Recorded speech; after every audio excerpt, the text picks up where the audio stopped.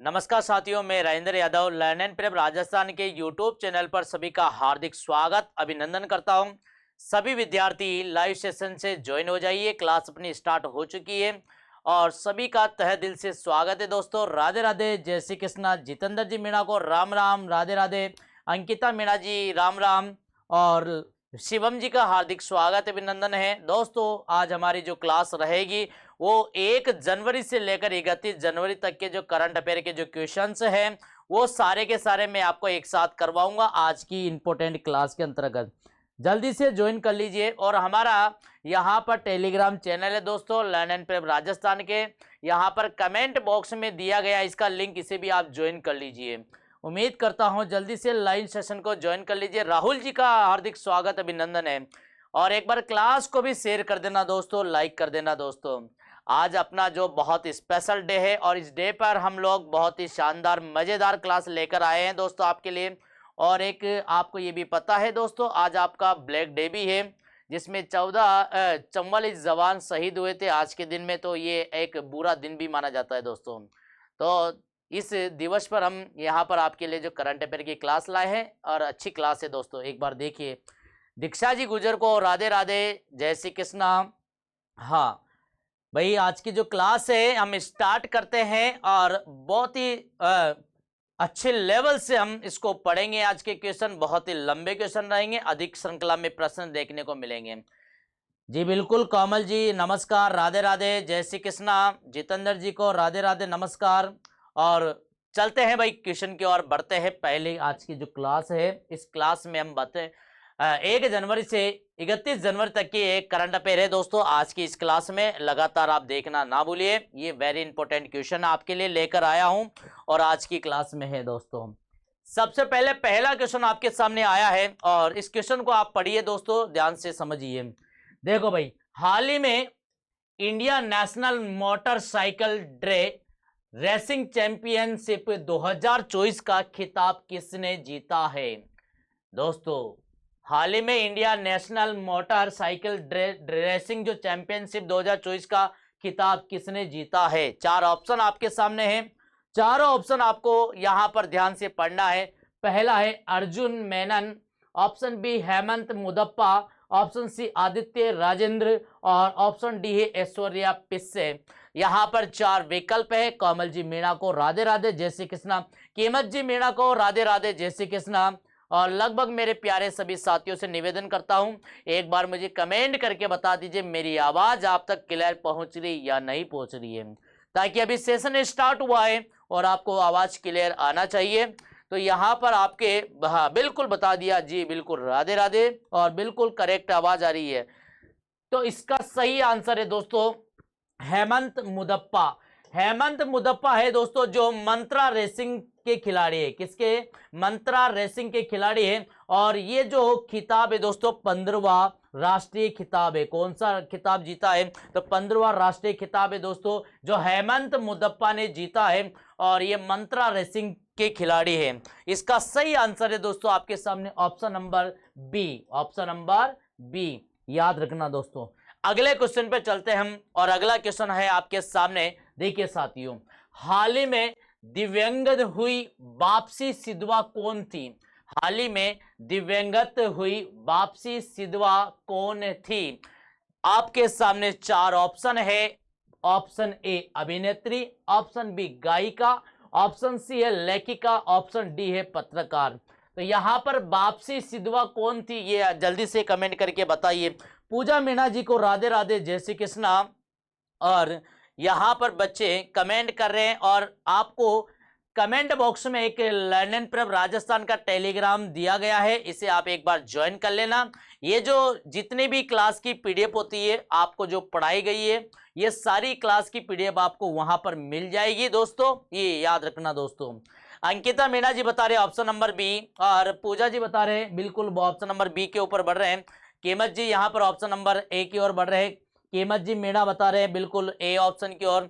तो साथियों इसका सही आंसर है, याद रखना वापसी सिद्धवा जो है ये कौन थी दोस्तों? तो याद रखना लेखिका थी। कौन थी? लेखिका थी। कहाँ की थी? तो याद रखना पाकिस्तान की। कहाँ की है दोस्तों? पाकिस्तान की है। और इन्होंने 1947 में जो विभाजन हुआ था इस पर वर्णन किया है दोस्तों। विभाजन जो हुआ था, अपना बंटवारा जब हुआ था यहाँ पर, तो 1947 का जो विभाजन हुआ था उसमें वर्णन किया है दोस्तों। किसने किया है? वापसी सिद्धवानी किया है। कहाँ की लेखिका है दोस्तों ये? तो याद रखना पाकिस्तान देश की। कहाँ की है दोस्तों? पाकिस्तान देश की है। और ये भी आपको ध्यान रखना, इसका जो उपन्यास है दोस्तों, तो आइस क्या है इसका उपन्यास जो इन्होंने दिया था, वो है आपका आइस केडी मैन। क्या है दोस्तों? इनका जो उपन्यास है, इस लेखिका का उपन्यास है, तो याद रखना दोस्तों आइस केडी मैन। इसका उपन्यास क्या था दोस्तों? आइस केडी मैन है। ये 1947 में जो विभाजन हुआ था उसके बारे में क्या करती है? वर्णन करती है। तो कौन है दोस्तों? तो याद रखना लेखिका। Option number C, option number C Rahul ji का बिल्कुल आंसर आया है। ऑप्शन नंबर सी आया, बिल्कुल करेक्ट आंसर है। आज हम इस श्रृंखला में बहुत सारे क्वेश्चन करेंगे, लंबी श्रृंखला है, थोड़ा ध्यान रखना दोस्तों। लगातार कमेंट करते रहना है और आपको कोई अगर डाउट होता है तो आप एक बार पूछ भी लेना दोस्तों। चलते हैं भाई आगे। हमने कहा है, हाँ बिल्कुल आपको बता दिया, वापसी सिद्धवान लेखिका थी जो पाकिस्तान की लेखिका है, और इनकी जो उपन्यास का नाम है दोस्तों आइस केडी मैन, और इन्होंने 1947 का विभाजन का वर्णन किया है दोस्तों। तो ये आपको ध्यान रखना है। आगे बात करते हैं क्वेश्चन नंबर 3, और क्वेश्चन नंबर 3 क्या कहता है दोस्तों, समझिए। बात करते हैं हम आगे। हाल ही में जनवरी 2025 से लेकर 2026 तक के ग्रेट प्लेट टू वर्क का दर्जा किसे दिया गया है? 2025 से 2026 तक के लिए ग्रेट प्लेट टू वर्क का जो दर्जा है वो किसे दिया गया है? तो आपके सामने 4 ऑप्शन है। Option A NTPC, option B IOCL, option C है आपका सेल, और ऑप्शन डी है आपका भेल। दोस्तों आपके सामने 4 विकल्प है, जल्दी से कमेंट करके बताइए। इसका सही आंसर है मित्रों यहां पर सेल। क्या है दोस्तों? सेल। यानी सेल को, ये भारत की सबसे बड़ी 7 नवरत्न कंपनियां हैं। इन नवरत्न कंपनियों में सेल को यहां पर 2025 से 2026 तक के लिए ग्रेट प्लेट टू वर्क का दर्जा दिया गया है। सेल का पूरा नाम क्या है दोस्तों? तो याद रखना स्टील अथॉरिटी इंडियन लिमिटेड। याद रखना दोस्तों, ये आपका इसका सेल है, भारत की सबसे बड़ी कंपनी है। इसके अंदर बहुत सारे स्टूडेंट जो होते हैं यहाँ पर टेक्नीशियन के लिए पोस्ट निकलते हैं, जिसमें फॉर्म अप्लाई करते हैं। ये कभी कभी वैकेंसी आती है दोस्तों, तो इसका आप ध्यान रखा करो, आप देखा करो दोस्तों। जहां पर फ्री जॉब अलर्ट दिया जाता है, इस पर गवर्नमेंट की साइट पर जाकर आप चेक कर लिया करो। ये आपके सामने है, भारत की सबसे बड़ी कंपनी है दोस्तों। 7 बड़ी कंपनियां हैं, नवरत्न कंपनियां हैं। यहाँ पर दीक्षा जी बता रहे हैं ऑप्शन नंबर बी, और यहाँ पर राहुल लवंसी बता रहे हैं ऑप्शन नंबर सी, अंकिता जी मीणा बता रही है बिल्कुल ऑप्शन नंबर सी। यहाँ पर अमन जी मीणा को राधे राधे, जय श्री कृष्णा, नमस्कार आपको। तो यहाँ पर बिल्कुल सही आंसर आपका सी है, और इसका पूरा नाम आपको बता दिया मैंने। ऑप्शन आपके सामने है। क्वेश्चन नंबर 4 है, क्या कहता है क्वेश्चन? पशु विनियम कार्यक्रम के तहत मध्य प्रदेश से किस राज्य में 14 बाघों को, किस राज्य में 14 बाघों को स्थानांतरित किया जाएगा? याद रखना, पशु विनियम कार्यक्रम के तहत मध्य प्रदेश यानी एमपी, जानते हो ना आप, एमपी से किस राज्य में 14 बाघों को स्थानांतरित किया जाएगा? ये याद रखना दोस्तों। ये बहुत ही लेटेस्ट क्वेश्चन है जो आपके लिए बहुत ही ज्यादा रामबाण साबित रहेंगे। एक बार क्लास को ज्यादा से ज्यादा शेयर कर दीजिए दोस्तों, याद रखना, और कमेंट बराबर आना चाहिए ताकि मुझे भी पढ़ाने में बहुत ज्यादा मजा आए, इंटरेस्ट आता है, यहाँ पर ऊर्जा मिलती है, और आपके कमेंटों के द्वारा ही मुझे ऊर्जा मिलती है दोस्तों। और इसके लिए मैं आपको एक शायरी सुनाता हूँ। वक्त नूर को बेनूर बना देता है, वक्त फकीर को हुजूर बना देता है, वक्त की कदर कीजिए दोस्तों, वक्त कोयले को कोहिनूर बना देता है। अगर आपने एक वक्त का सही उपयोग किया, सही इस्तेमाल किया, तो आने वाला वक्त आपकी जिंदगी को बदल देता है। यानी आपको अपना मंजिल, अपना लक्ष्य, ये सभी आपको मिल जाते हैं। याद रखना दोस्तों। अंकिता जी मीणा बता रही है ऑप्शन नंबर 2, दीक्षा जी बता रही है ऑप्शन नंबर 2, और लगभग यहाँ पर अमन जी मीणा भी बता रहे हैं ऑप्शन नंबर 2। बिल्कुल सही आंसर है दोस्तों आपका ऑप्शन नंबर 2, यानी राजस्थान, उड़ीसा, छत्तीसगढ़, यानी इन्हीं तीनों राज्यों में यहाँ पर 14 बाघों को, कितने बाघों को दोस्तों? 14 बाघों को स्थानांतरित किया जाएगा, जिसमें राजस्थान में कितने बाघ लेकर आएंगे दोस्तों? तो याद रखना 4। अगर बात करते हैं उड़ीसा में, तो उड़ीसा में आपको कितने? 2 बाघ लेकर आएंगे। छत्तीसगढ़ की बात आती है दोस्तों, तो छत्तीसगढ़ के अंदर आपके 8 बाघ को स्थानांतरित किया जाएगा। तो मध्य प्रदेश में आप जानते हैं यहां से 14 बाघों को लेकर आएंगे और राजस्थान, उड़ीसा और छत्तीसगढ़ में 14 बाघों को ट्रांसफर किया जाएगा। ये यहां पर वेरी वेरी इंपॉर्टेंट क्वेश्चन है। बबलू जी गोचर का हार्दिक स्वागत, जय श्री कृष्णा, राधे राधे, और बिल्कुल वेरी नाइस, आपको बहुत बहुत धन्यवाद। तो ये आपको ध्यान रखना है कि राजस्थान के अंदर 4 बाघ को, उड़ीसा को यहां पर याद रखना 2 बाघ को, और छत्तीसगढ़ को 8 बाघ को स्थानांतरित किया जाएगा। कहां से लेकर आ रहे हैं? यहां से मध्य प्रदेश से। कहां से लेकर आ रहे हैं? मध्य प्रदेश से। और आपको पता है दोस्तों, मध्य प्रदेश के अंदर जो बांधवगढ़ अभ्यारण्य है, वहां पर आपने सबसे पहले सफेद बाघ को देखा था। और सफेद बाघ को जब देखा गया था दोस्तों, तो सबसे पहले सफेद बाघ का क्या नाम रखा गया था? मोहन। ये भी याद रखना दोस्तों। तो सफेद बाघ सबसे ज्यादा कहां पर पाए जाते हैं? मध्य प्रदेश में पाए जाते हैं। कितने हैं अभी वर्तमान में? तो यहां पर 645 सफेद बाघ, यहां पर सबसे ज्यादा बाघ देखे गए थे। ये भी आपको ध्यान रखना है। तो पहला सफेद बाघ कौन था जिसका नाम क्या था दोस्तों? तो याद रखना मोहन। ये भी आपको जानकारी के लिए बता देता हूं मैं। आगे क्वेश्चन की बात करता हूं मैं। क्वेश्चन नंबर 5 क्या कहता है क्वेश्चन? हाल ही में किस राज्य में मानव वन्य जीव संघर्ष से निपटने के लिए एंटी डिप्रेशन स्क्वाड बनाई गई है? याद रखना दोस्तों, मानव वन्य जीव संघर्ष से निपटने के लिए एक एंटी डिप्रेशन स्क्वाड बनाई गई है। ये कौन से राज्य में बनाई गई है? ऑप्शन ए पश्चिमी बंगाल, ऑप्शन बी यहां पर Assam, option C Gujarat, option Delhi. यहां पर 4 ऑप्शन है आपके सामने, जल्दी से कमेंट करके बताओ क्या रहेगा आपका सही आंसर है। आपको मैं बता देता हूं यहां पर कि मानव वन्य जीव संघर्ष से, यानी जो वन्य जीव है, यहां पर आप जानते हैं जंगल के इलाकों में जो जीव जंतु रहते हैं, जैसे शेर हुआ, बाघ हुआ, यहां पर हाथी हुई, या कोई भी आपके जानवर हो सकते हैं, वो एकदम से अगर मनुष्य के सामने अगर आ जाए तो अपन डर जाते हैं। उस डर से बचने के लिए यहां पर एक योजना, मिशन बनाया गया है। इनसे निपटने के लिए एंटी डिप्रेशन स्क्वाड बनाए गए। ये कहां पर बनाया गया दोस्तों? तो याद रखना असम में। कहां पर बनाया गया है? असम में। ऑप्शन नंबर आपका बिल्कुल बी राइट आंसर है आपका, ध्यान रखना दोस्तों। चलते हैं आगे क्वेश्चन की ओर बढ़ते हैं, बात करते हैं। हाल ही में नोरो वायरस के मामलों की पुष्टि कहां की गई है? नोरो वायरस के मामलों की पुष्टि कहां पर की गई है? ऑप्शन आपके सामने है दोस्तों, यहां पर 4 विकल्प है, जल्दी से कमेंट करके बताइए।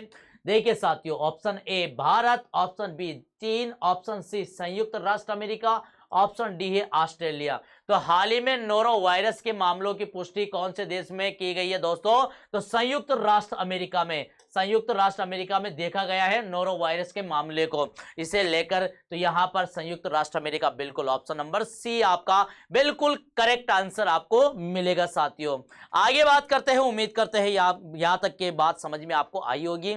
और आप जानते हैं कठिन मेहनत करना पड़ेगा, कठिन परिश्रम करना पड़ेगा, तब जाके हम यहां पर पेपर में क्वालिफाई होंगे दोस्तों। मेहनत करेंगे और जब भी जाके आपको एक टारगेट बनाना पड़ेगा। तो टारगेट को अभी से बना लीजिए। टारगेट अगर अभी आपने बनाया तो आपको सफलता भी आपको इसी वर्ष में मिल जाएगी 2025 के अंतर्गत दोस्तों। तो याद रखना आज एक काला डे भी है, और काला डे आप कौन सा मानते हो? तो याद रखना 44 जवान जो शहीद हुए हैं, तो उनके लिए इस आज के दिन 14 फरवरी के लिए बहुत बुरा दिन है। तो इस बुरे दिन पर अपन एक संघर्ष लेते हैं कि कभी भी जिंदगी में 14 फरवरी को वैलेंटाइन डे नहीं मनाएंगे। केवल क्या मनाएंगे? यहाँ पर ओनली आपको काला डे मनाया जाएगा।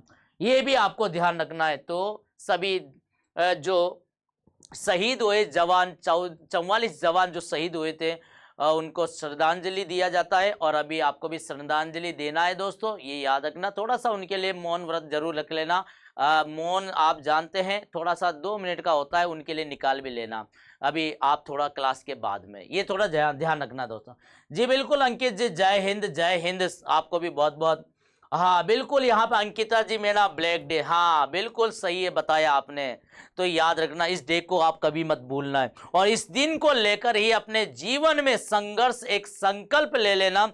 ये जीवन आपको बदलना है दोस्तों, इस दिन आपको अपनी किस्मत को बदलनी है, मेहनत करना है दोस्तों। जिंदगी में सफलता पाने के लिए कहा जाता है कि भाई शिक्षा वह शैरनी का दूध है जो जितना पिएगा उतना दहाड़ेगा। तो आपको दहाड़ना है, अपनी मेहनत को इतनी कामयाबी के लिए बनाना है दोस्तों, ताकि देखने वाले जो व्यक्ति है आपको, वो आपको देखते ही रह जाए। तो ऐसा आपको एक मंजिल प्राप्त करनी है। चलते हैं आगे की ओर बढ़ते हैं। देखो भाई, हाल ही में नोरो वायरस के मामलों की पुष्टि कहाँ की गई है? तो संयुक्त राष्ट्र अमेरिका में की गई है दोस्तों, ये याद रखना। आगे बात करते हैं, हाल ही में चर्चा में रहा SSI मंत्रा क्या है? हाल ही में चर्चा में रहा SSI मंत्रा क्या है? याद रखना दोस्तों, ऑप्शन आपके सामने है। चिकित्सा उपकरण है, सर्जिकल रोबोट है, अंतरिक्ष यान है या कृषि मशीनरी है। 4 ऑप्शन आपके सामने है, जल्दी से कमेंट करके बताइए क्या रहेगा आपका बिल्कुल सही आंसर। मैं आपके कमेंट का इंतजार कर रहा हूं दोस्तों।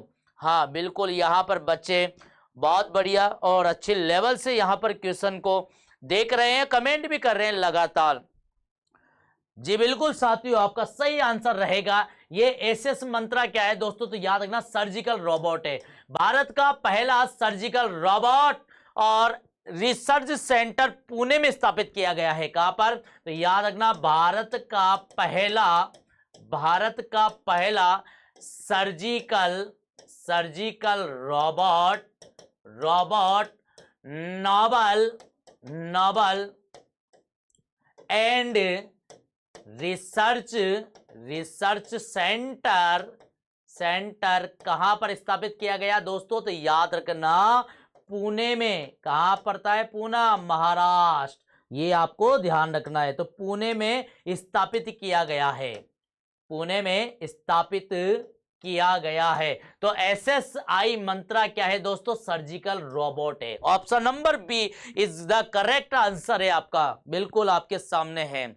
चलते हैं आगे बढ़ते हैं। राहुल जी का बिल्कुल सही आंसर है और देवा जी का भी बिल्कुल सही आंसर आया है, अंकित जी का भी आंसर आया है और बबलू जी। सभी साथी एक बार क्लास को जरूर शेयर कर देना और अधिक से अधिक आप शेयर करोगे दोस्तों तो आपके मित्रों तक भी ये क्लास पहुंच जाएगी, उन्हें भी यहाँ प्रश्न देखने को मिल जाएंगे और निःशुल्क है, कोई चार्ज नहीं है दोस्तों। तो आप भी इतना सो तो कर ही सकते हैं, आज के दिन तो मानता ही हूं मैं। चलते हैं आगे बात करते हैं दोस्तों। देखो भाई, मैंने अभी आपको बताया कि भारत का पहला surgical robot Noble hospital and research centre कहां पर स्थापित किया गया है? तो याद रखना दोस्तों, पुणे में। और इसको मेड इन इंडिया के द्वारा तहत बनाया गया है, भारत के द्वारा इसे बनाया गया है। ये भी आपको थोड़ा जानकारी रहे, बता देता हूं। चलते हैं आगे क्वेश्चन में। क्वेश्चन नंबर 8वां क्या कहता है? देखिए भाई, हाल ही में किस देश ने दुनिया की सबसे तेज हाई स्पीड ट्रेन के प्रोटोटाइप का अनावरण किया है? हाल ही में किस देश ने सबसे ज्यादा स्पीड की, दुनिया के सबसे तेज स्पीड की ट्रेन प्रोटोटाइप का अनावरण किया है? ऑप्शन आपके सामने है 4 और यहां पर है option A Japan, option B America, option C है आपका चीन और ऑप्शन डी है आपके सामने जर्मनी। जल्दी से कमेंट करिए साथियों, क्या रहेगा इसका बिल्कुल सही आंसर? तो मैं आपको बता देता हूं कि दुनिया के सबसे तेज हाई स्पीड की ट्रेन के लिए चीन देश ने, कहां के देश ने? चीन देश ने इसका प्रोटोटाइप का अनावरण किया है। अगर माना जाए तो आपको याद रखना दोस्तों, विश्व में सबसे अधिक मेट्रो कहां पाई जाती है? सबसे अधिक मेट्रो, तो ये भी आपको ध्यान रखना है, चीन में। कहां पर पाई जाती है? चीन में। और दूसरे नंबर पर अगर बात करता हूं मैं, तो कहां पर पाई जाती है? अमेरिका में। और तीसरे नंबर की अगर बात करता हूं मैं, तृतीय नंबर पे या तीसरे नंबर पे, तो ये है अपना भारत देश। भारत देश में कहां पर पाई जाती है? तो दिल्ली में। कहां पर पाई जाती है? दिल्ली में, जिसे हम क्या बोलते हैं? दिल्ली मेट्रो। तो यहाँ पर ये भी आपको ध्यान रखना है। तो विश्व में सबसे अधिक मेट्रो कहाँ पाई जाती है? चीन में, दूसरे नंबर पे अमेरिका, तीसरे नंबर पे भारत, और भारत में भी कहाँ पाई जाती है? तो आप जानते हैं दिल्ली के अंदर। तो दिल्ली मेट्रो का जाल सबसे बड़ा है भारत देश में, ये आपको ध्यान रखना है। हाँ बिल्कुल, राहुल लवंशी का बिल्कुल सही आंसर है, ऑप्शन नंबर 3 दिया गया है डी। और बी आर मोटिवेशनल अंकित जी बिल्कुल, प्रमोद जी बिल्कुल, राधे राधे, जय श्री कृष्ण। आपका प्रमोद जी का हार्दिक स्वागत अभिनंदन करता हूं मैं।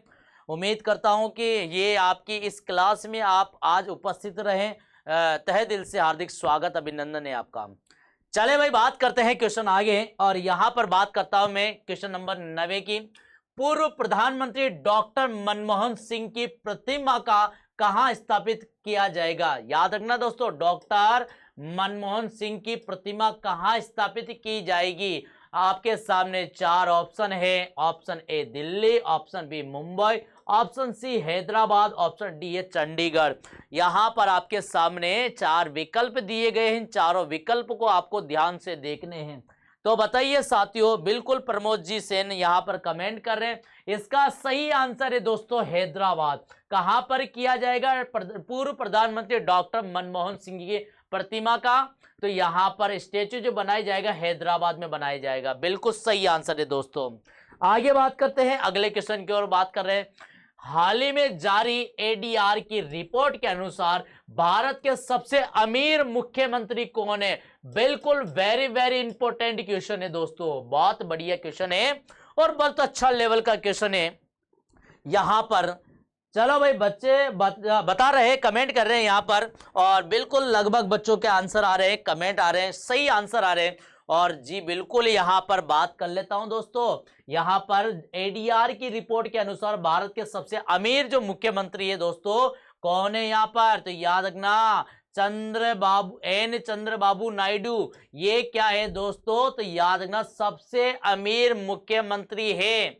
कौन है दोस्तों सबसे अमीर? तो पहले नंबर पे सबसे अमीर मुख्यमंत्री कौन है दोस्तों? मुख्यमंत्री की श्रेणी की बात कर रहा हूं मैं, केवल दुनिया की बात नहीं कर रहा हूं मैं केवल ओनली आपके मुख्यमंत्री की श्रेणी के अनुसार जो रिपोर्ट जारी हुई है, आपकी जो लिस्ट जारी है एडीआर के अनुसार, तो यहां पर सबसे पहले अमीर के अंदर आने वाले जो व्यक्ति है एन चंद्रबाबू नायडू। दूसरे नंबर पे है दोस्तों आपका पेमा खांडू। ये कौन से नंबर पे है? तो ये सबसे अमीर दूसरे नंबर पे है पेमा खांडू। और सबसे तीसरे नंबर पे अगर बात करता हूं मैं, तृतीय नंबर पे, तो कौन है? सिद्धारमैया। सिद्धारमैया ये आपके तृतीय नंबर पर सबसे अमीर यहां पर मुख्यमंत्री है। और अगर सबसे गरीब की अगर बात आ जाती है, सबसे गरीब में, तो याद रखना आपको, अगर गरीब की, तो ये कौन से मुख्यमंत्री है दोस्तों? तो सबसे गरीब की बात आती है, अगर सबसे गरीब मुख्यमंत्री, गरीब मुख्यमंत्री की अगर श्रेणी में बात करता हूं, तो कौन आती है? ममता बनर्जी। ममता बनर्जी ये सबसे गरीब मुख्यमंत्री की श्रेणी में आई है। और दूसरा आपका पिनराई यानी पी विजय, दूसरे नंबर पे हम बात करें तो यहां पर दूसरे नंबर पे अब्दुल्ला। कौन है दोस्तों?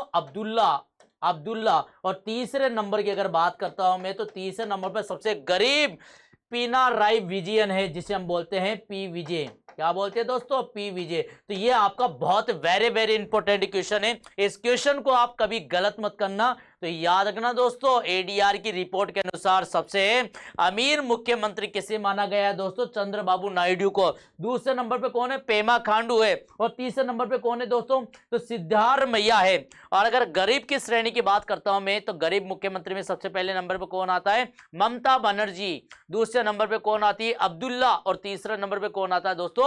पी विजय। ये तीनों ध्यान रखना है। अंकिता जी मेहरोटा जी का हार्दिक स्वागत अभिनंदन करता हूं मैं।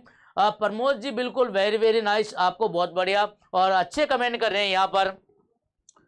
हाँ चलते हैं आगे बात करते हैं। क्वेश्चन, अगला क्वेश्चन क्या कहता है क्वेश्चन?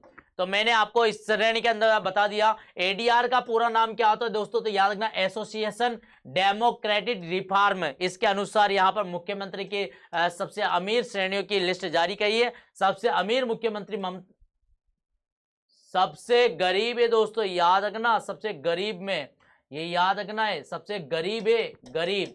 ये आपको ध्यान रखना है दोस्तों। सबसे गरीब की बात चल रही है तो ये ममता बनर्जी सबसे गरीब है, यहाँ पर आपको याद रखना। मैंने आपको क्लियर कर दिया है। कौन है दोस्तों? चंद्रबाबू नायडू। कौन है आपका? चंद्रबाबू नायडू, ये सबसे अमीर है। तो ये आपको ध्यान रखना है ना।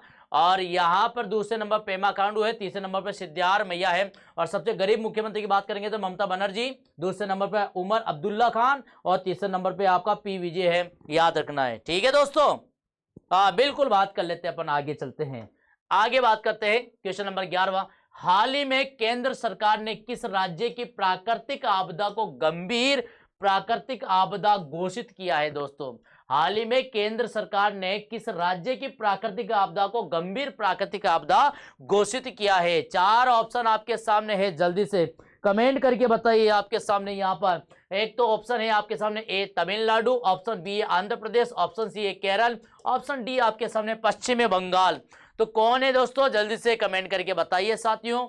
हाँ, उम्मीद कर रहा हूं मैं आपके कमेंट में अच्छे से पढ़ रहा हूं दोस्तों। और आप जो आंसर दे रहे हैं लगभग सभी साथी। अभी तक कितने विद्यार्थी ऐसे जिनका सही आंसर निकला है, कितने क्वेश्चन राइट निकले हैं, कमेंट करके बताइए जल्दी से साथियों। यहां पर प्रमोद जी सेन बता रहे option number A, Pramod ji बता रहे ऑप्शन नंबर ए, बाकी के अभी कमेंट नहीं आए। अंकिता मीणा जी बता रही ऑप्शन नंबर डी। इसका सही आंसर मैं आपको बता देता हूं दोस्तों, ऑप्शन नंबर सी आपका बिल्कुल सही आंसर रहेगा। यानी केंद्र सरकार ने केरल राज्य की प्राकृतिक आपदा को गंभीर आपदा घोषित किया है। एक वायनाड भूस्खलन के कारण गंभीर प्राकृतिक आपदा घोषित किया गया है दोस्तों। यह वायनाड क्या होता है तो याद रखना दोस्तों, एक पहाड़ी होती है ऊंची वाली, जिस पर बहुत ही ज्यादा वर्षा, अधिकतम वर्षा के कारण गंभीर हालत हो चुकी है। अधिकतम वर्षा के कारण क्या है दोस्तों, इस प्राकृतिक आपदा को क्या कहा गया दोस्तों? यहाँ पर बहुत ही ज्यादा गंभीर आपदा बताई गई है, तो इसको घोषित किया है दोस्तों। याद रखना आप साथियों, ऑप्शन नंबर आपका बिल्कुल यहाँ पर सी करेक्ट आंसर है। अगला क्वेश्चन है आपके, और क्वेश्चन नंबर आपका 12वां है। क्या कहता है क्वेश्चन 12वां? चलो भाई बात करते हैं 12वें क्वेश्चन की ओर। हाल ही में समुद्र पर भारत के पहले कांच के पुल का उद्घाटन कहां किया गया है? हाल ही में समुद्र पर भारत के पहले कांच के पुल का उद्घाटन कहां किया गया है? यहां पर आपके सामने option A Kerala, option B Goa, option C Tamil Nadu, option D है आपका गुजरात। जल्दी से कमेंट करके बताइए। प्रताप सिंह जी का भी हार्दिक स्वागत अभिनंदन करता हूं मैं। टेक्निकल गुरु राधे राधे, जय श्री कृष्ण आपको। हाँ जी बिल्कुल आपके सामने है, यहाँ पर बहुत वेरी इंपॉर्टेंट है, और ये भी आपको अभी इसके बारे में डिटेल आपको बताऊंगा। यानी समुद्र पर भारत के पहले कांच के पुल का उद्घाटन कहां पर किया गया दोस्तों? तो याद रखना तमिलनाडु में। कहां पर किया गया दोस्तों? तमिलनाडु में। ये कांच का जो पुल है दोस्तों, कांच का पुल यहाँ पर जिसका उद्घाटन तमिलनाडु में किया गया, इसकी अगर ऊंचाई की बात करूंगा मैं तो याद रखना दोस्तों, ऊंचाई कितने फीट पर है? तो याद रखना 77 मीटर। कितना ऊंचाई पर है दोस्तों? 77 मीटर। अगर चौड़ाई की बात करूंगा मैं तो चौड़ाई कितनी है दोस्तों? तो 10 मीटर है। कहां कितनी है दोस्तों? 10 मीटर। अगर मैं बात करूंगा समुद्र से ऊंचाई की अगर बात करता हूं मैं, समुद्र से ऊंचाई की, तो याद रखना 133 फीट। कितना? 133 फीट की ऊंचाई पर इसे बनाया गया है। यह भारत का सबसे पहला कांच का ब्रिज है दोस्तों, जिसे तमिलनाडु समुद्र में बनाया गया है, और तमिलनाडु में इसका उद्घाटन किया गया है। तो दोस्तों कहां पर बनाया गया? तमिलनाडु के अंदर बनाया गया। ऑप्शन नंबर बी बिल्कुल इज द करेक्ट आंसर दिया गया बच्चों ने। बिल्कुल प्रमोद जी का, दीक्षा जी गुजर का, अंकित जी मीणा का, और लगभग मेरे प्यारे सभी साथियों का सही आंसर आया ऑप्शन नंबर सी तमिलनाडु।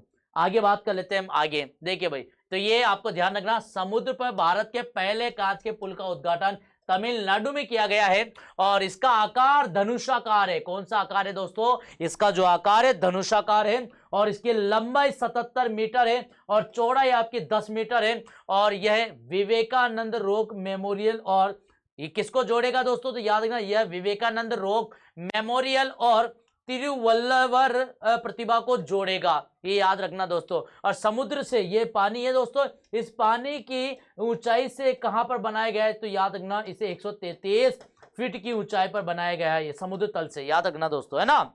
हाँ, आगे बात करते हैं। चलो भाई आगे बात करते हैं। हाल ही में विश्व ब्लिस्टर्स शतरंज चैंपियनशिप 2024 का खिताब किसने जीता? किसने जीता? ऑप्शन आपके सामने, Magnus Carlsen, option B Ian Nepomniachtchi, और ऑप्शन सी है फबियानो रूहाना, और ऑप्शन डी आपके सामने ए और बी। तो बिल्कुल इसका सही आंसर रहेगा दोस्तों ए और बी। यहां पर ऑप्शन नंबर डी सही आंसर है, आपका करेक्ट आंसर है। अगर महिलाओं में अगर बात करते हैं दोस्तों, या अगर ये तो बात करें पुरुषों में किसने जीता है दोस्तों, तो याद रखना पुरुषों में आपके सामने मैग्नस कार्लन ने और इयान ने, दोनों ने जीता है दोस्तों, तो ए और बी दोनों। और अगर महिलाओं की बात आती है तो महिलाओं में किसने जीता है दोस्तों? जू वेन जूल ने। किसने जीता है? जू वेन जूल ने जीता है। ये आपको ध्यान रखना है। ऑप्शन आपके सामने है, यहां पर करेक्ट आंसर है ऑप्शन नंबर डी आपका सही आंसर है। आगे बात कर लेते दोस्तों, हाल ही में संतोष ट्रॉफी 2024-25 का खिताब, कौन सी ट्रॉफी दोस्तों? संतोष ट्रॉफी 2024-25 का जो खिताब किसने जीता है?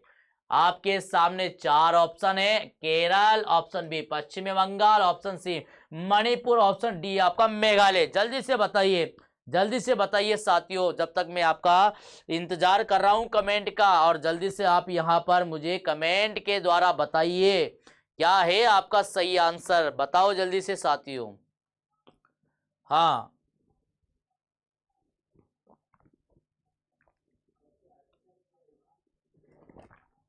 जी बिल्कुल बता रहे हैं बच्चे, यहां पर कमेंट कर रहे हैं और सभी बच्चों का कमेंट आ रहा है, बराबर आ रहा है। बिल्कुल, हाल ही में संतोष ट्रॉफी 2024-25 का जो खिताब है वो किसने जीता है दोस्तों? तो याद रखना पश्चिमी बंगाल ने। किसने जीता है? पश्चिमी बंगाल ने जीता है। और पश्चिमी बंगाल ने आपको यहां पर जो ये संतोष ट्रॉफी जीती है 2024-25 की, याद रखना दोस्तों, ऑप्शन नंबर बी। हाँ, चलो भाई आगे बात करते हैं सीधा। पश्चिमी बंगाल ने किसको हराया है दोस्तों? तो याद रखना केरल को हराकर संतोष ट्रॉफी जीती है। केरल को, यानी पश्चिमी बंगाल ने केरल की टीम को हराकर संतोष ट्रॉफी जीती है। और इसमें बिल्कुल करीबी से मामला हुआ था, यानी पश्चिमी बंगाल का एक गोल हुआ था और केरल का एक भी गोल नहीं हुआ, यानी 1-0 से हराकर मैच को जीता है। और इसके अंदर मैं बता देता हूं, एकमात्र ऐसा खिलाड़ी था रोबी हंसदा खिलाड़ी ने एक ही गोल किया था, और इसे ही मैन ऑफ द मैच और प्लेयर टू द टूर्नामेंट दोनों क्या सम्मानित किया गया, दोनों से सम्मानित किया गया था। तो याद रखना दोस्तों, प्लेयर टू द टूर्नामेंट और मैन ऑफ द मैच किसको मिला है दोस्तों? तो याद रखना रॉबी हंसदा को मिला है, जिन्होंने एक गोल किया। और इसी गोल के साथ में क्या हो गई? पश्चिमी बंगाल यहां पर जीत गई और केरल क्या हुई? हार गई। ये आपको ध्यान रखना है। चलते हैं अगले क्वेश्चन की ओर बढ़ते हैं। 15वां क्वेश्चन है दोस्तों, हाल ही में किस देश में नया पर्यटक कर लागू किया गया? हाल ही में किस देश में नया पर्यटक कर लागू किया गया है? ऑप्शन ए आपके सामने जापान, ऑप्शन बी रूस, ऑप्शन सी आपके फ्रांस, ऑप्शन डी स्पेन। यहां पर आपके सामने चार विकल्प है, इसका सही आंसर आपको देना है दोस्तों। कमेंट बॉक्स में दिया गया आपका लर्न प्रेप राजस्थान का टेलीग्राम चैनल है, इसे आप एक बार ज्वाइन कर लेना। और दोस्तों, लर्न प्रेप राजस्थान के नाम से अपना यूट्यूब चैनल है, जिस पर रेगुलर आपको क्लास देखने को मिलती है। इस क्लास को भी आप लाइक कर देना, चैनल को भी सब्सक्राइब कर लेना। याद रखना दोस्तों, यहां पर जो भी क्लास आपको देखने को मिल रही है, अगर सुबह मॉर्निंग टाइम पर अगर आप क्लासें पढ़ रहे हो दोस्तों, तो यहां पर रीड की स्पेशल क्लासें चल रही है, जिसके अंदर आपके संपूर्ण 60 क्वेश्चन करवाए जाते हैं पर क्लास के अंतर्गत। तो यहां पर सभी की अलग अलग क्लास चलती है दोस्तों, तो यह भी आपको ध्यान रखना है। जिन विद्यार्थियों को अगर ऑफलाइन बैच में अगर एडमिशन लेना है, ज्वाइन करना चाहते हैं, तो हमारे एक कोचिंग का जो एड्रेस दिया गया है, अमर पंजाबी होटल के पास में केशवपुरा चौराहा कोटा में हमारी कोचिंग चलती है। इस कोचिंग पर आप आकर ऑफलाइन बैच को सेपरेट पढ़ सकते हैं दोस्तों, चाहे रेलवे, एसएससी, बैंक या पटवारी, राजस्थान पुलिस हो, बीएसटीसी, पीटीटी, सभी के हमारे स्पेशल बैच प्रारंभ है दोस्तों। उसमें आप आकर पढ़ सकते हैं, देख सकते हैं, क्लास का वातावरण आपको भी दिख जाएगा, कैसा वातावरण आपका है। तो उसी वातावरण के साथ में एक नई पहल के साथ में आपको स्पेशल तरीके से दोस्तों गाइड किया जाता है। दीक्षा गुजर जी का बिल्कुल यहां पर आंसर आ रहा है ऑप्शन नंबर बी। अंकित जी मीणा का भी आंसर आ रहा है, और अंजू चेतना अंजू चीता जी का ऑप्शन नंबर बी आ रहा है। और लगभग मीना जी का भी बिल्कुल यहां पर आंसर आ रहा है। लगभग सभी साथी कमेंट कर रहे हैं। इसका सही आंसर मैं बता देता हूं दोस्तों, बिल्कुल यहां पर राइट आंसर है ऑप्शन नंबर बी। तो हाल ही में किस देश ने, याद रखना रूस देश ने नया पर्यटक कर लागू किया गया है। मैं आपको बता देता हूं, वहां के मॉल में या कहीं भी अगर आप ऐसे स्थानों पर अगर आप जाते हैं तो अपने मूल रुपए का 1% आपको क्या दिया जाएगा, केवल 1% आपको देना है उनको। तो इस देश ने जो रिजॉर्ट शुल्क को हटाकर नया पर्यटक कर लागू कर दिया गया। अभी आपको केवल 1% आपको वहां पर पैसे देने हैं और 2027 में इसे 3% बढ़ाकर आपको दिया जाएगा। तो जहां पर भी आप होटल के अंदर रुकोगे, रिसोर्ट के अंदर रुकोगे, वहां पर अपने जो मूल रुपए के अनुसार 1% आपको वहां पर देना है। बाद में 2027 में बढ़कर कितना हो जाएगा, 3% बढ़ जाएगा। तो ये भी आपको ध्यान रखना है जी। जी बिल्कुल आपके सामने। आगे बात करते हैं क्वेश्चन नंबर 16। हाल ही में रक्षा मंत्रालय ने वर्ष 2025 का विषय क्या घोषित किया है। याद रखना दोस्तों, रक्षा मंत्रालय द्वारा 2025 के अंतर्गत विषय क्या घोषित किया गया है। तो आपके सामने 4 ऑप्शन है। तकनीकी सुधार ऑप्शन बी, समर्पण का वर्ष, और ऑप्शन सी है आपके सुधारों का वर्ष, और ऑप्शन डी है शांति का वर्ष। तो यहां पर रक्षा मंत्रालय द्वारा 2025 वर्ष के अंतर्गत सुधारों का वर्ष इसे घोषित किया गया है दोस्तों। याद रखना, कौन सा सुधारों का वर्ष घोषित किया है, यह आपको ध्यान रखना दोस्तों। आगे बात करते हैं क्वेश्चन नंबर अगला 17वां क्वेश्चन है आपके सामने। देखिए भैया, हाल ही में किस देश ने आधिकारिक तौर पर मृत्यु दंड को समाप्त कर दिया गया है। हाल ही में किस देश ने आधिकारिक तौर पर मृत्यु दंड को समाप्त कर दिया गया है। ऑप्शन ए आपके सामने जिम्बाब्वे, ऑप्शन बी है इंडोनेशिया, ऑप्शन सी है तुर्की, ऑप्शन डी है सोमालिया। जल्दी से कमेंट करके बताइए दोस्तों, जल्दी से कमेंट करके बताइए क्या रहेगा आपका आंसर यहां पर। हाँ, जब तक अंकित मीणा बता रहे ऑप्शन नंबर सी, राहुल जी बता रहे ऑप्शन नंबर सी। बिल्कुल लगभग चल रहा है, बच्चों का कमेंट आ रहे हैं यहां पर। मैं आपके कमेंट पढ़ रहा हूं दोस्तों, जल्दी से बताइए यहां पर, जल्दी से बता दीजिए। जी बिल्कुल आपके यहां पर याद रखना, जिम्बाब्वे जो देश है आधिकारिक तौर से मृत्यु दंड को क्या कर दिया दोस्तों, समाप्त कर दिया। किसने किया, जिम्बाब्वे ने। किसने किया दोस्तों, जिम्बाब्वे देश ने मृत्यु दंड को समाप्त कर दिया गया। केवल यहाँ पर मृत्यु दंड क्या होता है, तो आप जानते हैं मृत्यु दंड को हम कहते हैं मृत्यु, यानी आप क्या करते हैं यहाँ पर, फांसी की जो सजा होती है, मृत्युदंड किसे कहते हैं दोस्तों, फांसी को। तो फांसी देना क्या कर दिया, देना बंद कर दिया गया। उसके स्थान पर क्या कर दिया दोस्तों, मृत्युदंड को बंद करके क्या कर दिया, उम्र कैद कर दिया। वहां के जो जेल के अंदर जो कैदी होते हैं, उन कैदियों को क्या कर दिया दोस्तों, मृत्युदंड देकर न देना, यानी मृत्युदंड को बिल्कुल समाप्त करके उन्होंने क्या कर दिया, उम्र कैद कर दिया। तो वहां के कैदियों को अब जेल में उम्र कैद की सजा सुनाई जाती है और मृत्युदंड नहीं दिया जाता है, फांसी पर नहीं लटकाया जाता। तो ये इन्होंने बंद कर दिया जिम्बाब्वे देश ने। तो उम्र कैद की सजा देते हैं, केवल उम्र कैद की सजा। याद रखना, ये आपको ध्यान रखना है। आगे बात करते हैं अगले क्वेश्चन की ओर। हाल ही में कौन सा राज्य ग्रीन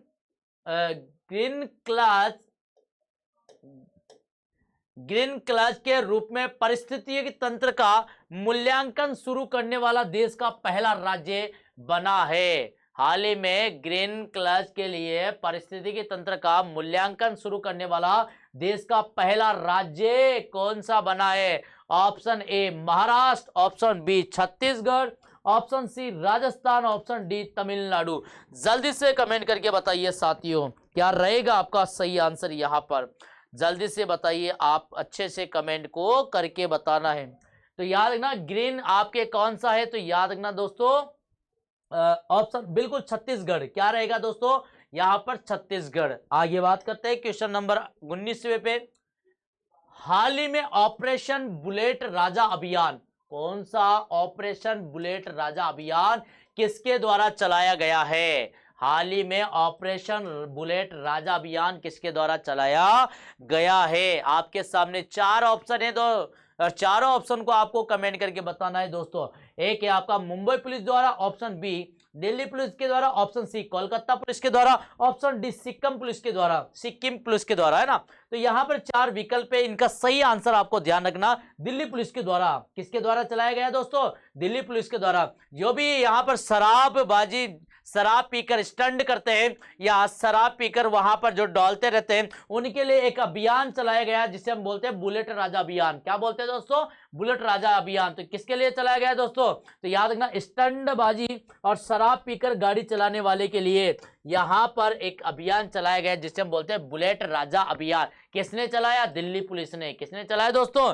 दिल्ली पुलिस ने। तो दिल्ली में जब जाते हो आप तो थोड़ा सा ध्यान रखना, स्टंट मत करना और दारू पीकर, शराब पीकर वहां पर कोई भी ऐसा काम मत कर देना, और गाड़ी भी नहीं चलानी है दोस्तों शराब पीकर, ये भी आपको थोड़ा ध्यान रखना है। हाँ बिल्कुल, अंकिता मीणा जी बता रहे हैं option number B, Aman ji Meena बता रहे हैं option number B, Diksha ji गुजर कर रहे हैं, और यहाँ पर शकुंतला जी का हार्दिक स्वागत, अभिनंदन है, राधे राधे, जय श्री कृष्णा। चलो भाई, इसका क्वेश्चन का सही आंसर आपको याद रखना है option number B, operation bullet Raja अभियान किसने चलाया था? दिल्ली पुलिस ने चलाया था। क्यों चलाया था? जो स्टंट करते हैं गाड़ियों से, मोटरसाइकिलों से, और जो दारू पीकर, शराब पीकर गाड़ी को चलाते हैं, उनके लिए ये अभियान चलाया गया दोस्तों। आगे बात करते हैं, क्वेश्चन नंबर आपका 20वां क्या कहता है क्वेश्चन? क्वेश्चन देखिए, हाल ही में मेजर ध्यानचंद खेल रत्न पुरस्कार 2024 में किसे सम्मानित किया गया है? हाल ही में मेजर ध्यानचंद खेल रत्न पुरस्कार 2024 से किसे सम्मानित किया गया है? ऑप्शन आपके सामने है, ऑप्शन ए प्रवीण कुमार को, ऑप्शन बी मनु भाकर को, ऑप्शन सी मुकेश डी को, ऑप्शन डी हरमनप्रीत सिंह को। जल्दी से, और 5वां विकल्प भी आया, उपरोक्त सभी भी आपको डाल रखा है, तो बताइए जल्दी से क्या रहेगा इसका सही आंसर आपके सामने, जल्दी से बताइए दोस्तों। तो यहां पर आपको पता होना चाहिए कि ये है आपका बिल्कुल उपरोक्त सभी। इन सभी को क्या किया यहां पर? इस मेजर ध्यानचंद खेल रत्न पुरस्कार 2024 से सम्मानित किया गया। आपको याद रखना दोस्तों, प्रवीण कुमार किससे संबंधित है? तो याद रखना आपको, प्रवीण कुमार जो है ये पैरा एथलेटिक्स से संबंधित है। किससे? पैरा एथलेटिक्स, पैरा एथलेटिक्स से संबंधित है दोस्तों, एथलेटिक्स है ना, पैरा एथलेटिक्स से। मनु भाकर किससे है? तो याद रखना दोस्तों, ये मनु भाकर शूटिंग से, किससे संबंधित है दोस्तों? मनु भाकर शूटिंग में, तो यहां पर ये भी आपको याद रखना, शूटिंग से। और मुकेश डी किस खेल से संबंधित है? तो आपको ध्यान रखना दोस्तों, शतरंज से। किससे? शतरंज, ये भी आपको ध्यान रखना है, शतरंज यहां पर। तो इन सभी खिलाड़ियों को, और हरमनप्रीत सिंह कौन से खेल से संबंधित है दोस्तों? तो याद रखना, हॉकी से। किससे संबंधित है? हॉकी से संबंधित है। तो यहां पर इन चारों को मेजर ध्यानचंद खेल रत्न पुरस्कार 2024 से क्या किया गया? सम्मानित किया गया। कौन कौन? प्रवीण कुमार, मनु भाकर, मुकेश डी और हरमनप्रीत सिंह, इन चारों को याद रखना दोस्तों। चलते हैं आगे, बात करते हैं यहां पर थोड़ा सा मैं इसके में और बता देता हूं। मैं मेजर ध्यानचंद खेल रत्न 4 व्यक्तियों को दिया गया है। अर्जुन पुरस्कार कितने व्यक्तियों को दिया गया दोस्तों? तो याद रखना, 2 तो रनिंग को दिया गया और 2, यानी टोटल मिलाकर 34 को दिया गया। कितने को दिया गया? अर्जुन पुरस्कार 34 व्यक्तियों को दिया गया। प्रवीण कुमार खिलाड़ी किससे संबंधित है? पैरा एथलेटिक्स से संबंधित है। मनु भाकर शूटिंग से, मुकेश डी जो है शतरंज से, और हरमनप्रीत सिंह हॉकी से संबंधित है। यह आपको ध्यान रखना है। आगे बात करता हूं मैं। देखिए साथियों, क्वेश्चन नंबर 21वां है आज की मैं आपके लिए जो लेकर आया हूं दोस्तों। जनवरी के संपूर्ण आपके करंट अफेयर के क्वेश्चन है, प्रश्न है, जिन्हें हम 1 जनवरी से 31 जनवरी तक के कवर करके चल रहे हैं दोस्तों। इसी प्रकार से तुम्हारे फरवरी की क्लास भी लेकर आऊंगा, और अभी तुम्हारे सामने 1 फरवरी से लेकर 15 फरवरी तक के क्वेश्चन के लिए एक क्लास वो भी लेकर आऊंगा। और इसके अलावा आप बजट से संबंधित क्लास लेकर आनी है, खेलों से संबंधित क्लास लेकर आनी है, संन्यास से लेकर क्लास लेकर आनी है। तो सभी प्रकार की आपकी क्लास यहां पर आपको देखने को मिलेगी साथियों। बिल्कुल, हाँ। देखो साथियों, हाल ही में कौन सा देश यूरोपीय संघ के सेजेन क्षेत्र में शामिल हुआ है? हाल ही में कौन सा देश यूरोपीय संघ के सेजेन क्षेत्र में शामिल हुआ है? 4 ऑप्शन आपके सामने है दोस्तों। एक तो है बुल्गारिया, ऑप्शन बी है रोमानिया, ऑप्शन सी है यूक्रेन, ऑप्शन डी ए व बी दोनों। आपके सामने यहाँ पर विकल्प है, आपके सामने 4 विकल्प। जल्दी से कमेंट करिए साथियों, जल्दी से कमेंट करिए। यहाँ पर आपको मैं बता देता हूं ये क्या है दोस्तों, सेजेन क्षेत्र क्या होता है। तो याद रखना दोस्तों, यहाँ पर 29 देशों का समूह होता है, और जिसे हम क्या कहते हैं दोस्तों, 29 देशों के समूह को सेजेन क्षेत्र कहते हैं। इन 29 देशों में आपको यूरोपियों में क्या करते हैं दोस्तों, आप जानते हैं यात्रा की जाती है। तो इन 29 देशों के अंतर्गत जो यात्रा करते हैं वो सेजेन क्षेत्र के अंतर्गत आते हैं। यहां पर आपको ध्यान रखना है। तो कौन है दोस्तों, रोमानिया। कौन है दोस्तों, ऑप्शन नंबर बी आपका सही आंसर है। तो यूरोपीय संघ के सेजेन क्षेत्र में अभी हाल आपको रोमानिया देश को शामिल किया गया है। ये सेजेन क्षेत्र क्या है, तो मैंने आपको बताया ये 29 देशों का एक समूह होता है जो यूरोपीय यात्रा करने के लिए वीजा होता है, और इन 29 देशों में घूम सकता है। बिल्कुल आपके 29 देशों में क्या कर सकते हैं, घूम सकता है। ये आपको ध्यान रखना है दोस्तों। हाँ, आगे बात करते हैं। क्वेश्चन नंबर आपका 22 क्या कहता है, हाल ही में भारतीय रेलवे का 69वां डिवीजन कौन सा बनेगा। हाल ही में भारतीय रेलवे का 69वां डिवीजन कौन सा बनेगा। आपके सामने 4 विकल्प है, Ladakh rail division, Jammu rail division, Leh rail division, Srinagar rail division. आपके सामने यहां पर चारों विकल्प आपके सामने हैं। जल्दी से कमेंट करिए साथियों। तो बिल्कुल इसका सही आंसर रहेगा दोस्तों जम्मू रेल डिवीजन है। यह उत्तरी रेलवे है दोस्तों। यहां पर उत्तरी रेलवे है, रेलवे का जोन है उत्तरी रेलवे का। कौन सा जोन बने यहां पर, छठा। कौन सा दोस्तों, तो याद रखना छठा जोन बनेगा, उत्तरी रेलवे का छठा जोन बनेगा। और भारतीय रेलवे का 69वां जो डिवीजन बनने जा रहा है वो जम्मू रेल डिवीजन बनने जा रहा है दोस्तों।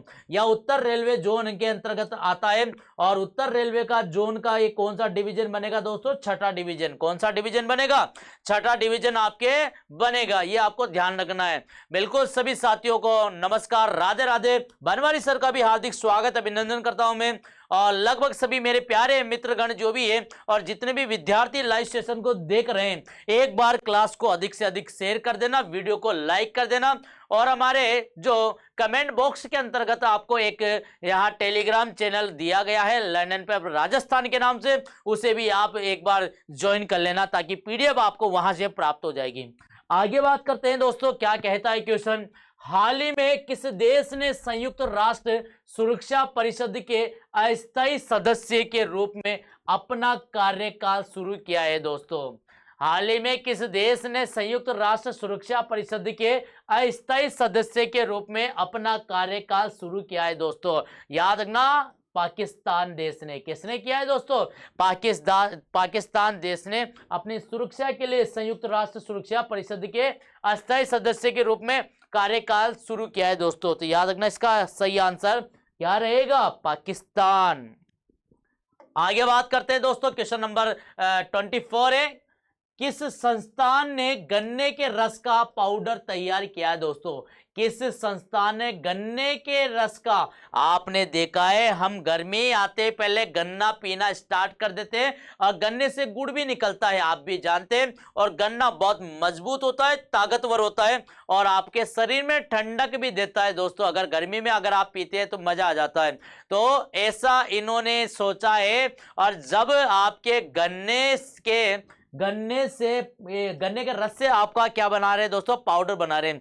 तो आपका एक ऐसा गन्ने के रस का जो पाउडर बनाया जा रहा है, ये आपके लगभग आप 12 महीने तक उस रस को आप पी सकते हैं। जैसे मान लीजिए आपको पाउडर डाला पानी में और गन्ने जैसा आपका आनंद आया, तो यहाँ पर गन्ने के रस का पाउडर तैयार करने के लिए यहाँ पर किसने किया, कोयम्बटूर ने। किसने किया दोस्तों, तो गन्ना प्रजनन संस्थान कोयम्बटूर, इसने क्या किया दोस्तों, गन्ने के रस से पाउडर बनाने की प्रक्रिया को अपनाया।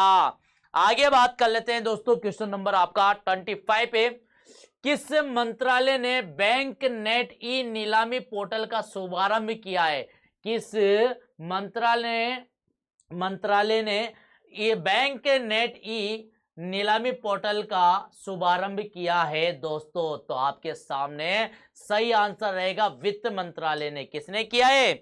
वित्त मंत्रालय ने किया है। ध्यान रखना है साथियों, वित्त मंत्रालय द्वारा बैंक नेट ई नीलामी पोर्टल का शुभारंभ किया गया है। आगे चलते हैं, क्वेश्चन नंबर 26। भारत की पहली तटीय पक्षी और पक्षी जनगणना कहां आयोजित हुई है?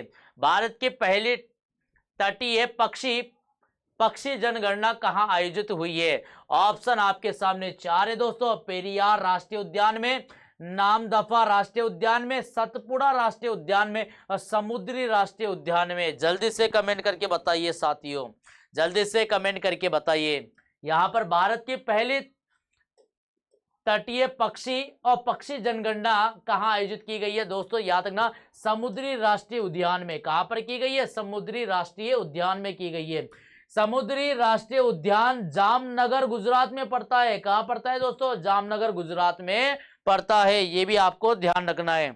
हाँ जी बिल्कुल, अंकित जी मेरोटा बता रहे ऑप्शन नंबर सी। मीना जी बता रहे हैं option number A. Ankita Meena बता रही है ऑप्शन नंबर बी। और राहुल जी लवन से भी बता रहे हैं। लगभग सभी प्यारे विद्यार्थी कमेंट कर रहे हैं और मजा भी आता है दोस्तों जब आप कमेंट करते हैं। वास्तव में दिल में इतनी उमंग आ जाती है, इतना जोश और होश आ जाता है दोस्तों कि आपको यहाँ पर जो क्वेश्चन चलते रहते हैं उसके अलावा भी और भी क्वेश्चन आपके यहाँ बताने का प्रयास होता है।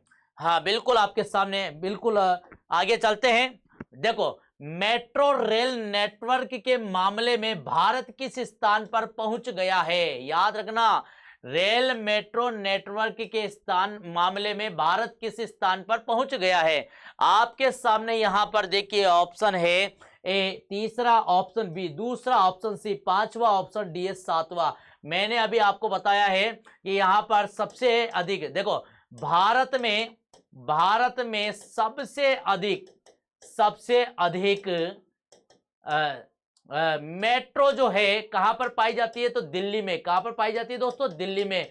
तो दिल्ली में सबसे ज्यादा मेट्रो पाई जाती है। तो दिल्ली मेट्रो का जो जंजाल है, आपका नेटवर्क है, वो बहुत बड़ा हो चुका है। तो यहां पर विश्व की बात करते हैं तो यहां पर भारत किस स्थान पर पहुंच गया? तीसरे स्थान पर। कौन से स्थान पर पहुंच गया दोस्तों? तीसरे स्थान पर। ये आपको ध्यान रखना है। अगर हम बात करें, देखो मेट्रो का जाल भारत में 1000 किलोमीटर तक फैला हुआ है। कहां तक फैला हुआ है? 1000 किलोमीटर तक फैला हुआ है। और भारत में सबसे अधिक मेट्रो दिल्ली में पाई जाती है। कहां पर है दोस्तों? दिल्ली में है। और विश्व में सबसे अधिक अगर मेट्रो की बात करते हैं तो दोस्तों कौन सा जाल फैला हुआ है? संगाई मेट्रो का जाल फैला हुआ है। विश्व में सबसे अधिक मेट्रो जाल कहां पर फैला हुआ है? संगाई मेट्रो जाल फैला हुआ है। पहले नंबर पर सबसे ज्यादा, विश्व में सबसे ज्यादा जो मेट्रो है वो चीन में है। उसके बाद में कहां पर है दोस्तों? यूएसए में, संयुक्त राष्ट्र अमेरिका में। और तीसरे नंबर पे आता है तो दोस्तों आपका भारत। तो सबसे बड़ा जो जाल है आपका संगाई मेट्रो का जाल है। और यहां पर दूसरे नंबर पे या अमेरिका का, तीसरे नंबर पे आपका दिल्ली मेट्रो का जाल है, नेटवर्क फैला हुआ है। जी बिल्कुल, आपका सही आंसर है यहाँ पर और बिल्कुल करेक्ट आंसर है। चलते हैं भैया आगे क्वेश्चन की ओर। अगला क्वेश्चन है आपके सामने, 18वें प्रवासी भारतीय दिवस का आयोजन कहां किया जाएगा? 18वें प्रवासी भारतीय दिवस का आयोजन कहां किया जाएगा? ऑप्शन आपके सामने है दोस्तों, Chennai, option B Noida, option C Bhubaneswar, option D आपका भोपाल। तो जल्दी से कमेंट करिए साथियों, क्या रहेगा इसका सही आंसर? इसका जो आपका सही आंसर है दोस्तों भुवनेश्वर। और आप जानते हैं भुवनेश्वर किसकी राजधानी है? आप बता सकते हो दोस्तों, कमेंट करके जल्दी से बताइए।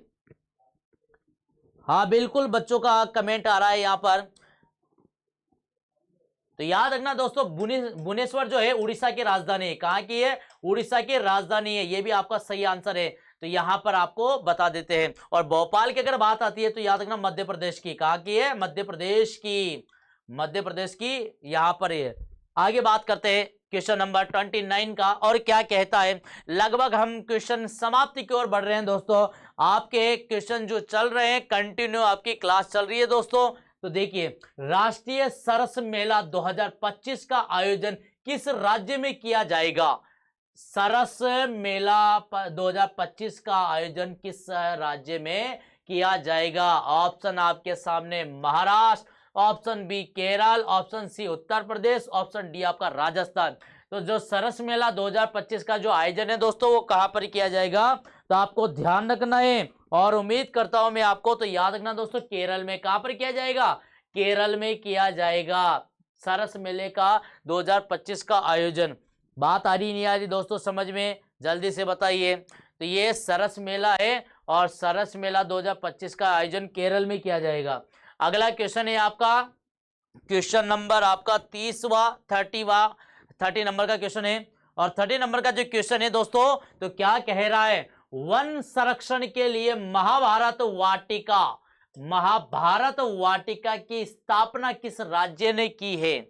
वन संरक्षण के लिए महाभारत वाटिका की जो स्थापना है किस राज्य ने की है दोस्तों। आपके सामने 4 ऑप्शन है। Option A Rajasthan, option B Madhya Pradesh, option C है कर्नाटक और ऑप्शन डी है उत्तराखंड। जल्दी से कमेंट करके बताइए साथियों क्या रहेगा। लगभग बच्चे सही आंसर दे रहे हैं यहाँ पर।